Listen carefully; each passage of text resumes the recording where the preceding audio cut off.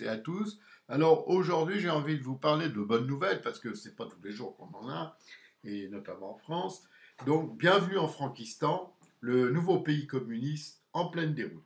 Alors, ces bonnes nouvelles, eh ben, on en a, figurez-vous. Elles viennent s'égrener en Macronie parce que c'est une grosse réussite. Alors, je vais vous donner un exemple. La France, grâce aux nombreux efforts et qualités déployés par ce pouvoir, est passée championne. Et oui, elle a ravi un titre important. Elle est championne pour les impôts et taxes en Europe. Et ça, c'est un titre qui a été obtenu de haute lutte, notamment grâce ou à cause des produits énergétiques qui sont tellement surtaxés, et d'ailleurs aussi avec le tabac, les alcools, et maintenant, nouveauté, l'eau.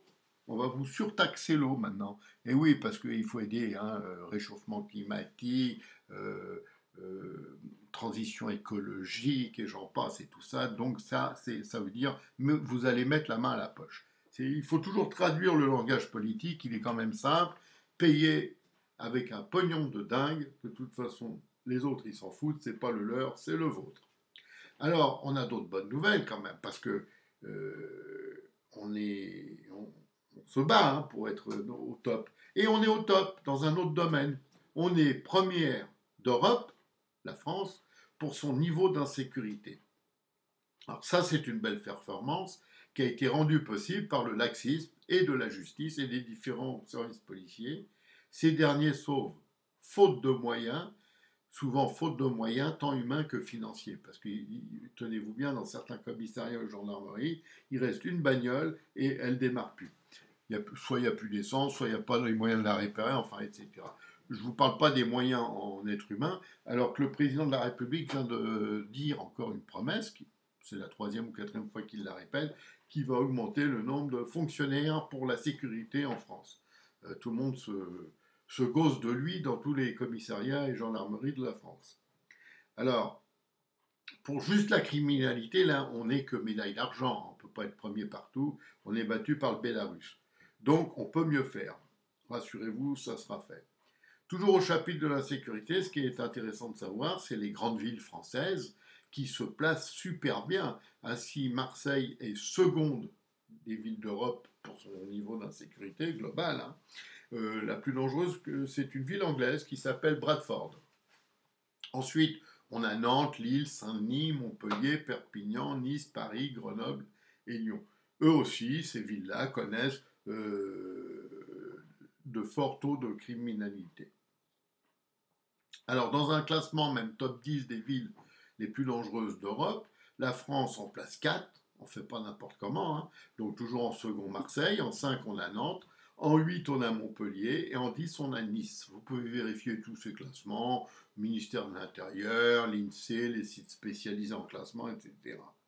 Alors ce pays qui s'enfonce complètement, parce que c'est là où on est quand même très fort, il s'enfonce complètement, et je suis épaté aujourd'hui, je vous le dis comme je le pense, de constater que des gens puissent se faire encore avoir par la CGT. D'ailleurs, ce qui est assez amusant, ce sont en plus souvent les mêmes qui ont voté Macron, hein. Bon. Donc de toute façon, il y a une certaine logique à tout, on reste entre gens de gauche.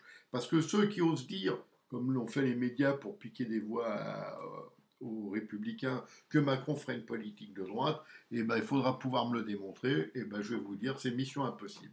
Si vous écoutez Macron, si vous regardez bien les mesures qui sont prises, ce sont que de vieilles mesures socialistes qu'on retrouve d'ailleurs très amusé, c'est très amusant, dans le fameux programme commun, je ne sais pas si vous en rappelez, d'un certain François Mitterrand, 1980, quand il se présentait aux élections. Là, vous avez également, je vous propose d'écouter l'immuable Raymond DeVos. Je ne peux pas mettre la vidéo parce que sinon on va me la supprimer, mais vous la trouverez. C'est parler pour ne rien dire. Extraordinaire.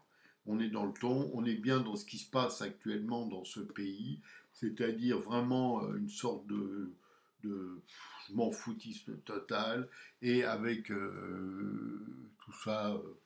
Sans oublier un autre problème, le problème des migrants, évidemment, qui vient se greffer sur tout ce merdier. Et bon, on a abandonné les valeurs de la République, on a tout laissé faire, on a justifié n'importe quoi, ce qui a permis d'ailleurs d'avoir cette médaille pour l'insécurité. Et puis, voilà, c'est tout. Alors, il y a trois problèmes, en fait, qui interpellent vraiment les Français. Hein, on va les mettre dans le désordre. C'est le problème de l'immigration, le problème de l'insécurité, le problème du pouvoir d'achat. Donc ça, bizarrement, tout le monde dans le monde politico-médiatique n'est pas intéressé par ces trois problèmes. L'immigration, c'est un sujet tabou, l'insécurité, c'est un sujet tabou, et le pouvoir d'achat, c'est un sujet, bof, on s'en fout. D'ailleurs, la preuve, c'est que Bruno Le Maire, pour son panier là, anti-inflation, je ne sais pas comment il a appelé ça, il va mettre non pas des fraises de France dedans, mais des fraises d'Espagne, c'est dire vraiment que les Français, on n'en a rien à foutre. Bon, j'arrête là, parce que comme vous savez, et je le dis à juste titre, on est mal, on est même très mal, et puis je vois pas d'amélioration en vue, mais juste un petit aparté comme ça. Le dernier discours de Macron, franchement, vous voulez mon point de vue, je ne l'ai pas écouté, donc je ne vais pas en parler, je sais juste, d'après mes échos, qu'il a été égal à lui-même, c'est-à-dire lamentable. Allez, à bientôt, merci.